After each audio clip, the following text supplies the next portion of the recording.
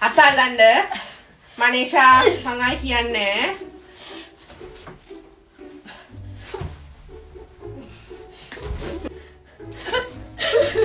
මොකටද දැන් අඬන්නේ?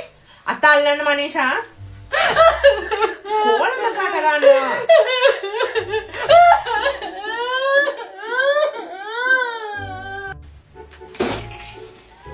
අතල්ලන්න මං කවුරු කියලා හිතාගෙනද කෝලමකට අරන් තියෙන්නේ?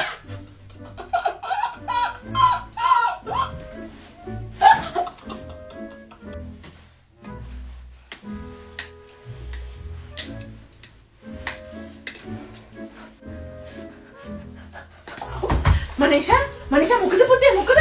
Sorry miss. මොනවද සෝරි කියන්නේ? Sorry miss. අතල්ලන්න.